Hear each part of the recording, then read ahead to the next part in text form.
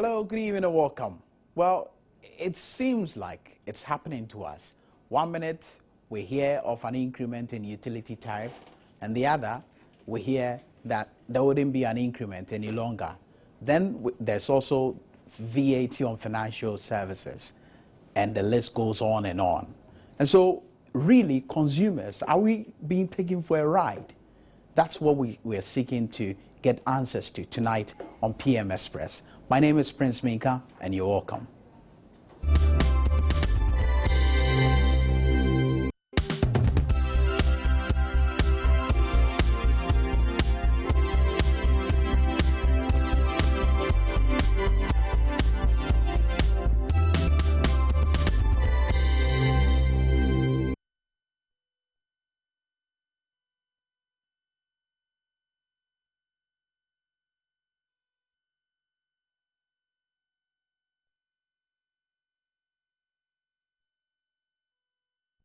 Thank you very much for joining us. And remember to certainly join the discussion with your messages on our various social networking platforms, Facebook, Twitter, and the rest. And of course, we shall be sharing your comments with the rest of the world. And I know by now you certainly will be asking yourself exactly what is the stance of the utility service providers, the PRC, as far as utility tariff hikes are concerned, and what we find ourselves in at this moment as far as that one is concerned as well. I certainly am talking about the fact that 1 minute we hear a threat of hiking utility tariffs, another we're not doing it anymore. The Ghana Revenue Authority says, well, it was going to increase VAT on financial services by 70.5%. It's been taken off. It's no longer going to happen. So really, what's this whole confusion, and how should the consumer feel at this particular moment? Are we being taken for a ride? To help me with this discussion, you know what? We had actually planned to speak to the Public Utility and Regulatory Commission's PRO, Nanaya Jantwa. She agreed to speak to us, and then she pulled off, or she pulled out at the latter part of our discussion before we came on the air. Well, I guess as a consumer, you have so many questions, and you certainly would want her to answer them. But when we get her on the phone lines, we'll ask her why she didn't join us in the studio. But Kofi Capito is here. He is a consumer rights advocate. Thank you very much for joining us, Kofi. Thank you, Prince, and good evening to your listeners. I hope you're doing well. I guess for what it is, we are all surviving. Okay. Now, Kofi will help us understand the issue from the consumer's perspective. Hopefully, we'll also get the executive director for the National Petroleum Authority, Mr. Moses Saga. He will join us on the phone lines, and certainly we'll get to hear more from him regarding the fuel price increment and various issues as far as that one is concerned. But Kofi, let me start with you in the studio. Kofi, really, we're hearing of government, the utility service provider saying that, I mean, PRC for that matter, saying that they are no longer, we're no longer going to see a situation where utility tariffs are going to go up. And then the GRA, they gave us a scare with the 17.5% VAT on financial services. That is no longer going to happen. National Petroleum Authority also announced the suspension of the fuel price hike. Now, for you as a consumer, when you sit back and listen to all this, how do you think we should feel? Prince, I don't think the PRC says they're not going to increase utilities. Actually, they're going to increase utilities, I think electricity, 12.09%. There's a suspension. When? That statement came up today. It came up today. Exactly. Well, to me, I wasn't informed. But what I'm saying is, if that's the case, then it's a relief for consumers. You know, I don't even think consumers are so worried about quote-unquote increase. In commerce or in trading, there's something called value for money. If I give you a certain amount of money, or you sell something to me for a price, I think as the recipient, all I want is to check and see if I got value for money. This thing that most of the times consumers of utilities are told that Yes, cost of doing business is going up. We need to top up for us to serve you well. And then consumers agree. What normally happens when it comes to utilities, especially water and electricity, is the consumer is always shortchanged. If I'm not mistaken, for the past maybe a year or so, we've had an increase almost to the, I think if this thing, like I'm saying, nobody told me that it's been taken off. But then it's going to put us close to about 100% on electricity especially. Can we sustain ourselves as consumers? The reason why, or the reasons why we try to even convince people from doing some illegalities like illegal connections, bypassing of meters, just stealing electricity. When you push a person to the wall, they don't have anywhere to go but to come through back, through you. So I was hoping that anytime that we were asked to pay more, the PRC should also look at the quality of services that would be administered. But that has always been a point they've maintained. I mean, anytime there's this issue of an increment in utility tariffs, they mention the fact that, look, we expect utility service providers to live up to the expectations of the consumers. After all, we know that the PRC is for the consumer, aren't they? Yeah, they have. I mean, I think their mandate is to regulate the utilities right in the interest of the consumers vis-a-vis the Republic of Ghana. And so what are you saying, that they've not stand for our well, interest? It doesn't look like it, because if I keep paying and the utility is not giving me satisfaction, there's an excuse that they give us that, in other markets, it's a different thing. That's why people pay full price or full cost. But if you're asking me to pay that and I don't get the services in return, I don't think it's fair. But there was an agreement. There was the agreement on the automatic adjustment. The automatic adjustment does not mean that you will not look at the distribution or the selling of the utility or whatever to the consumer, which is uninterrupted, constant supply of electricity and water. I mean, that is the normal practice anywhere. So it's not this a matter of automatic adjustment. Automatic adjustment, fine. That does not relieve you of your responsibility as a utility or even as a regulator, making sure that the person that you are asking me to give the money to also adheres to what their mandate is. So this is I think what consumers are asking for. Look, the situation in Ghana now, I'm sure it might not be an easy thing for people to pay for more utility. But the question is, if it's going to make me get uninterrupted supply of electricity or power or water, that I'll be able to also plan my life well. If I'm using it to do my business, there's no, let's say, a dressmaker, a hairdresser, one of those people that you, young man, you want to go, tomorrow is a holiday, tonight you decide to wear a new shirt or go make a new shirt, and you go and the tailor doesn't have electricity. Yes, you get very angry, but it is not his fault because he doesn't have electricity. But guess what? Probably he has prepaid his electricity. So it's not a matter of maybe he intentionally didn't want to make you your shirt, but somebody should be held, liable. But talking about someone being held liable, you do recall that recently the PRC had to call on the Electricity Company of Ghana to compensate certain people that had come with complaints that, look, their gadgets went bad or got destroyed as a result of the incessant power cuts. Now, are these not real examples to prove to the fact that the PRC's mandate is as in serving the cost consumer, it's not questionable? That is the standard practice of the PRC. They're not doing anything unique. That is part of their mandate. And so are you wiping that out of the equation, that particular step, that particular move? I don't even have to go to the PRC. Right. As a consumer, I have the right to go to court. I have the right to go directly to the utility company and tell them, listen, you know that yesterday at 2:05, you had a power surge, and that is what has caused my air condition, my fridge, my television to go off. Yes. If this has been any other jurisdiction, you don't even have to go there. They themselves will know that, yes, in this particular area, we did have a power surge. So anybody who comes there complaining about 40 appliances, it is our fault. There's nothing unique. But why do you think this is not happening? Is it because the consumer is not properly informed That, yes to and take no. those steps? Yes and no.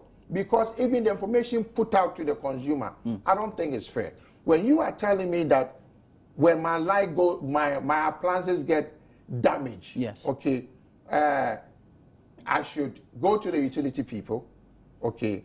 If they don't listen to me, then I should come to the public regulator for them to also do a testing. The question is, all I know is before the light went off, my television was working. After the light came back on, my TV is not working anymore. So, and then they would tell you, oh, maybe it's from your wiring, or maybe it's from the earthing in your house.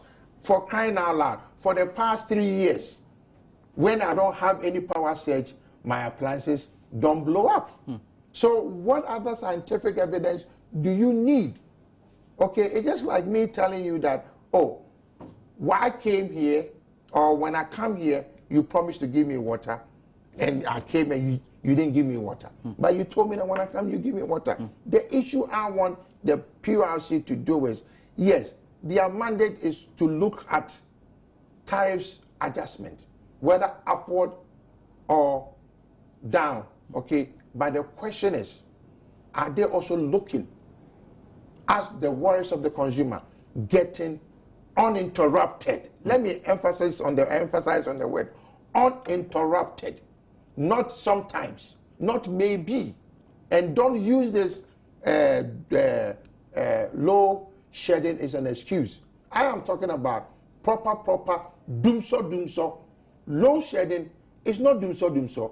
I don't think Ghanaians are complaining about low shedding, because low shedding, we do have a timetable.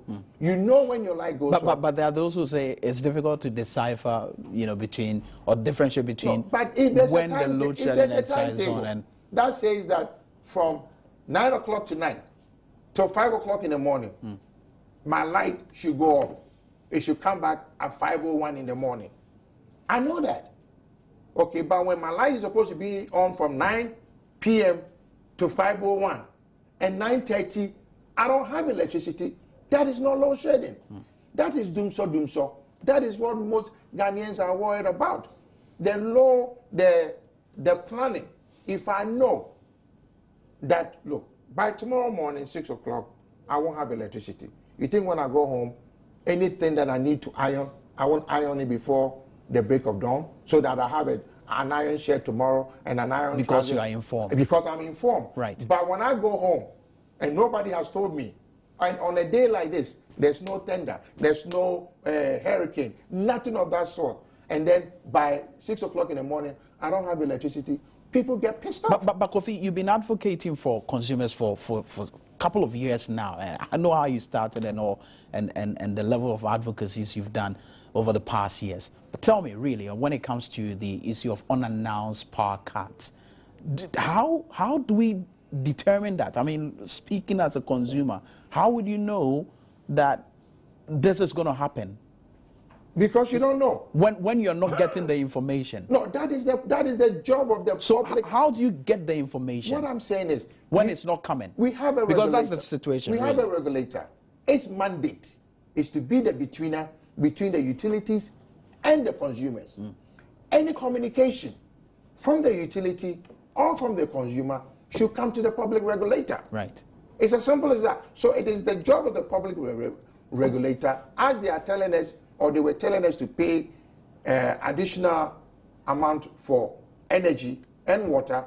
It is their responsibility as well. So how do you hold them responsible? Oh, it's easy. Anybody can take the PRC to court. Why isn't anyone doing that? Well, let me tell you, like I said, I'm surprised that you are telling me that the tariffs has been suspended. Exactly. I've been talking to I called my lawyers today, and unfortunately tomorrow is a holiday. We are looking about going to court to seek an injunction so that the PRC does not implement this thing, because it is not fair to the consumer. And let me add this. Tomorrow, a group of people called Concerned Citizens of Ghana are doing a serious demonstration to voice their frustration. I think anybody who's watching this, tomorrow, make yourself available at Efwa Sunderland Park by 7 o'clock in the morning. This is what other nations do to get better services. It's not just about the Consumer Protection Agency. It's about all of us. This is not an NDC thing. This is not an MPP thing. It's about Ghana. How do we make Ghana work again, as I knew when I was growing? But again, I'll go back to the advocacies you've been doing. Yes. And the pressure you've been piling on utility service providers to ensure that they meet the demands of customers or consumers. I mean, over the years you've been doing this, but the issue remains same. The issue is not the same. What difference would a demonstration tomorrow, for instance, make? What difference would you dragging the PRC to court make, really? Because if the court puts an injunction on them, that's a start. Unless, of course, the court decides that they are not going to put any injunction on them. But if the court sees even the judge himself or herself who sits in her house or in the chamber and doesn't have electricity, think it's fair for her or the husband or the wife to pay more electricity and he's going to throw out it, then that's the own wahala. But to me, in a proper environment, there's no way the PRC should be allowed to go and talk about an increment. Okay. Well, when we come back from the break, Kofi, I certainly will get your thoughts on other areas, the VAT, on financial services, and of course, I don't know if you have fuel though, Kofi, but we certainly will look into that areas as well. This is still PM Express here on Joy News on Multi TV. We'll be back shortly.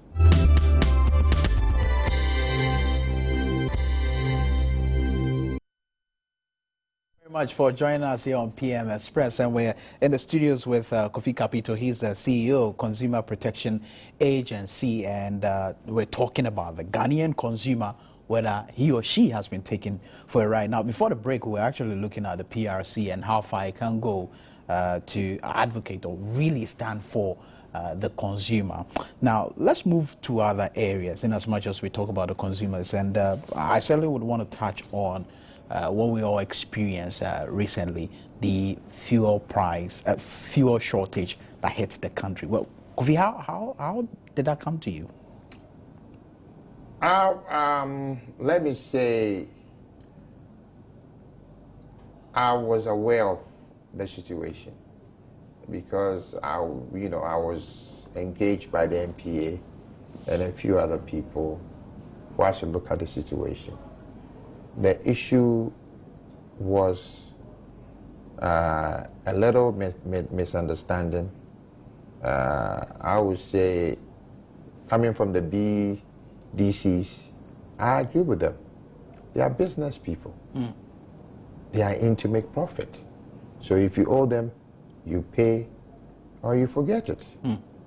It wasn't that we didn't have petrol in Ghana. We actually do have petrol in Ghana.